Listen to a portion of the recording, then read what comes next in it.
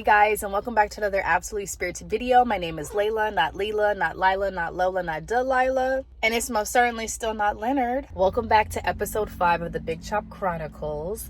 And as you guys can tell by the title, we are going to be getting into all things heat. I thought in this video we would just get into the nitty-gritty of heat usage, being natural, and all things controversial when it comes to putting heat on your hair. But before we get started, you guys know what to do. Like, comment, and subscribe, and don't forget to turn on your post notifications so you never miss an episode of the Big Chop Chronicles. So I first want to start out by saying, yes, I use heat on my hair. I use it when I have a hair appointment coming up because, you know, the girlies don't wash or blow dry. And that's the only time as of lately that I've been putting heat on my hair. And when I do blow dry my hair, I do it on medium low heat. And I also don't try to get it bone straight. But I think one thing that has helped is prioritizing having heat protectants and using them. I don't use just one heat protectant. I use probably 2 or 3, like I layer them, and I've seen a significant increase in my hair reverting when I wash it and not having any issues with heat damage. When it comes to using heat on my hair, I just keep it very simple. If I don't need to do it, I won't. If I need to do it, I will. I really don't overcomplicate using heat on my hair. If you want to remain 100% natural and not using heat, please do. If you want to remain natural and still use heat, please do. Using heat does not make you less natural. Let me repeat it.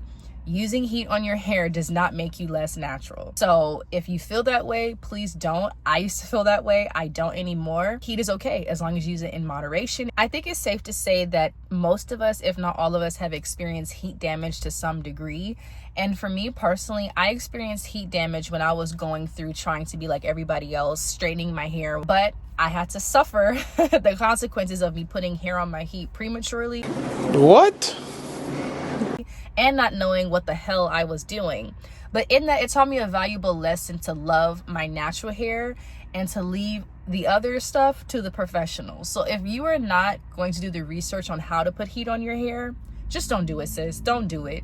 Because a big chop is nothing to play with. People think a big chop is all fun and games until you actually do it. And now you have to really build that relationship with doing your hair and understanding your hair so it can not only grow back, but also be healthy. No matter what you do, you always want to prioritize the health over length and anything else that you're trying to do. And this segues into professional use versus DIY use of heat. I'm strictly talking about DIY use of heat. I would personally leave it alone unless you really are going to do the research to do it at home. I get it. A lot of people are starting to do their hair on their own because of the cost of getting your hair done professionally and all that jazz, which I totally understand, but do it correctly so you don't have to spend more money to undo or fix the damage that you have done to your hair. Now, when it comes to professional use of heat on my hair, I only go to professionals. I don't care about all that other stuff people are talking about. Oh, you're hating on somebody building a business and whatnot. If you are not certified, you are not touching my hair. I don't care. I feel like we need to bring back that aspect of getting our hair done professionally, because people are too comfortable just allowing anybody in their hair and they wonder why their hair is not flourishing. So I recently got my hair pressed by my stylist, who I've been going to since I was 8 years old. Damn.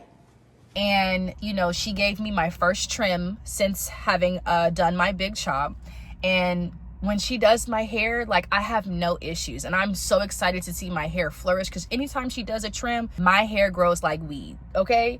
Weeds in a garden, my hair grows. And so find somebody that you trust. Stop letting these random people touch your hair and then wondering why it's on the floor, it's not reverting, or it's not as healthy as it was before. It's okay to be picky. It's okay to have standards when it comes to people wanting to do your hair. That does not make you a hater. That does not make you a non-supporter. That makes you smart. So if you're gonna allow anybody in your head, don't be complaining when your hair is not thriving and flourishing the way that you expect it to be doing and the way that you want it to be flourishing. Everything is better in moderation, and like I said earlier, heat is no exception. If you're going to be putting heat on your hair all the time, every day, all day, whatever the case may be, you have to understand what comes with it. You're literally training your hair to not be in its natural state, essentially. And if you're okay with that, more power to you. But if you're someone that wants to keep a healthy balance of using heat in their hair as well as, you know, maintaining their natural hair state, moderation is everything.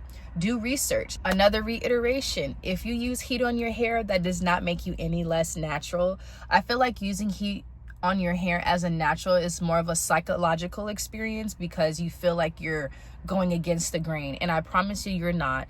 Using a blow dryer to prep your hair for braids does not make you less natural. Using a blow dryer and a flat iron because you want to see, length check does not make you any less natural. What makes you less natural is not being natural. And lastly, only use heat as a necessity. It is not something that has to be this big, scary entity, this controversial topic. Use heat as a necessity, and necessity differs from person to person. The natural hair community has made using heat such a controversial topic that I know a lot of people are torn on what to do, what not to do, how to feel. And as long as it works for you, that's all that matters. As long as your hair is healthy, that's all that matters.